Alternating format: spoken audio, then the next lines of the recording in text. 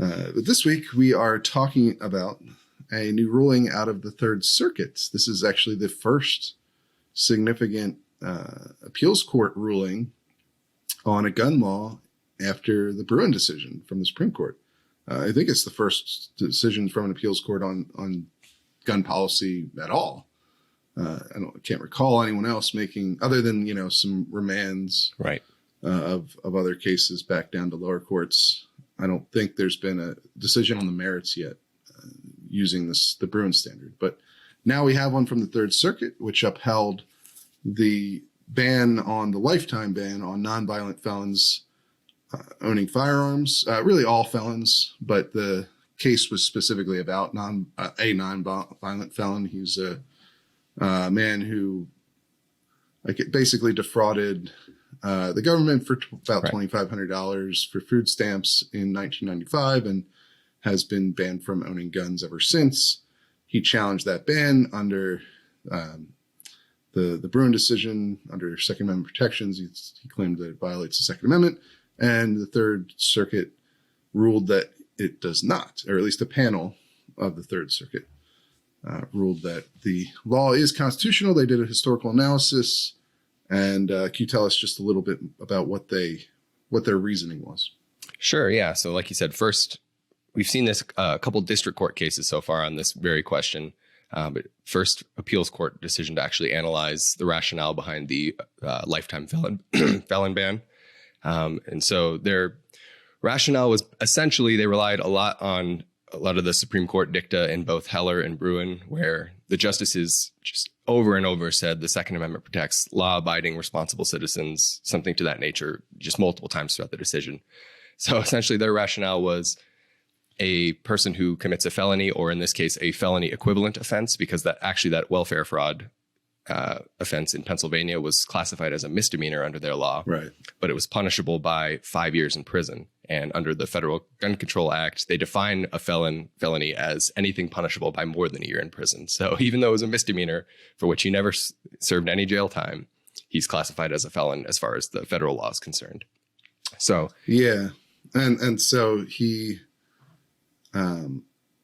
challenged this, and they basically led their entire opinion with not the required historical test, right, of whether the law from 1968. I mean, the prohibited persons stuff dates back to the 1930s. The gun control, federal gun control from the bill from the 1930s, but that portion dates to the 1960s. So it's obviously a modern law there. Sure. And Bruin requires looking at whether or not there's a substantially similar historical counterpart to that law from the founding era. And instead of diving into that right away, as you mentioned, they just quoted back the Supreme Court's words to the effect that Second Amendment protections only extend to the law abiding. Of course, the Supreme Court never got into what that actually means, but yeah, the Third Circuit has taken it to mean, interestingly, they have a footnote that says, it doesn't apply to lesser crimes, but felonies, all felonies, they think that makes you not law abiding. And so, but it's interesting that they led with that, but they went further from there, right?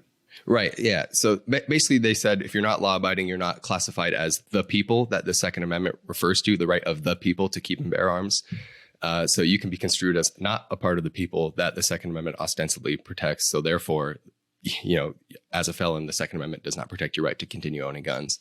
But as you said, they didn't do an extensive historical analysis as the Bruin test would require, but they did kind of lay out the history of various legislatures in the colonial era and even back in England prohibiting people from owning guns for various reasons. Usually, I think the word they used was upsetting social cohesion or the social compact.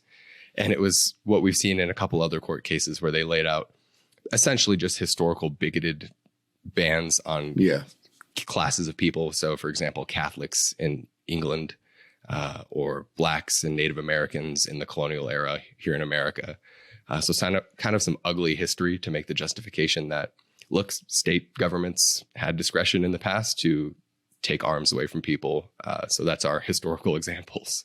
Right. Well, so they led with this appeal to the dicta. Dicta is basically any part of a Supreme Court ruling that isn't part of the merits of the case, right? Isn't part of the actual decision, but is included in the ruling.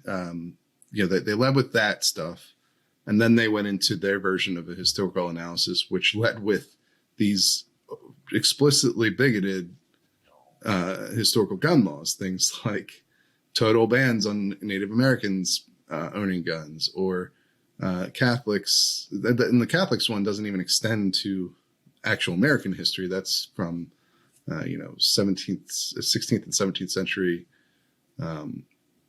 England, which those laws didn't actually make it into the American tradition, but they claim that was the Supreme Court allows you to look at some of these laws further back as a way of informing what was in place during the founding era. And it's pretty, honestly, it's pretty gross to me that that was their main thrust for justifying the felon in possession bans. I mean, if that's what the entire law is relying on, boy, I would hope not. Right. I would hope that they could find some other reasons, and some other courts have. This idea that certain groups of people are outside, certain groups of individuals are outside of the protections of the people is not a new concept. This ruling really kind of felt a bit scattershot. They just kind of threw everything at the wall, and we're hoping it succeeds. Later on, they get into bans on gun ownership for loyalists who hadn't declared an oath of loyalty to the United States during the early founding era, and so those were actually at least American gun laws. But of course, you could remedy those by just taking an oath of loyalty. So it's a little different than the lifetime ban discussed here. But they threw that in. They threw in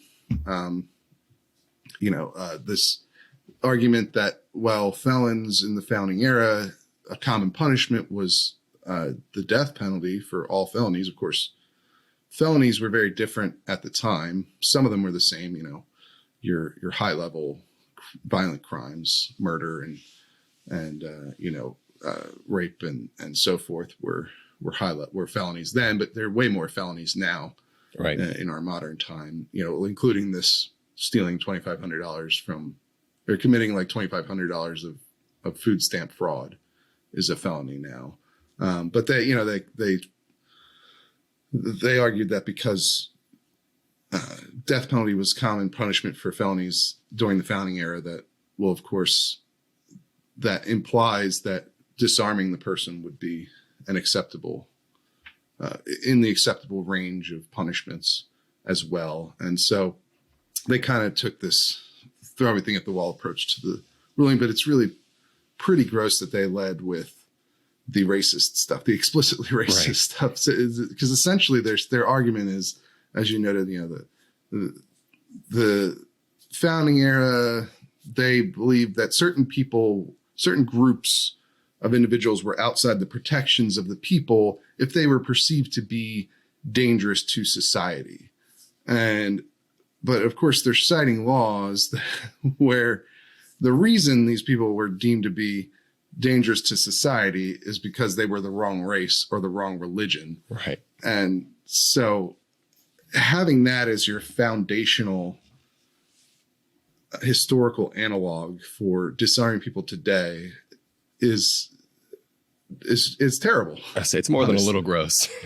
Yeah. So, and I don't think it makes any sense either when you read, at least as far as appealing to the Supreme Court, because the Supreme Court has done the exact opposite with historical gun laws that are based in racism.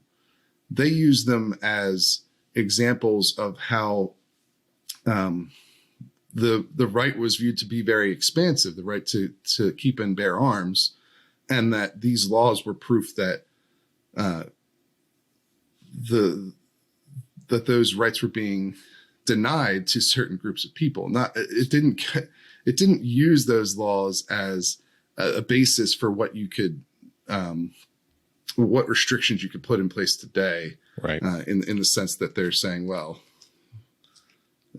blacks were viewed as dangerous by slave owners because they didn't like being enslaved. So you can disarm any group that society views as dangerous, whether or not they've committed any crimes at all. I mean, that's the other thing about it, is like they're using this to justify, well, people who've committed crimes, even nonviolent crimes, can be disarmed for life. Although they do hand wave at, there's supposed to be procedures for you to be able to regain your gun rights over time. But in practice, effectively, those are never used. Yeah, I say it's very rare.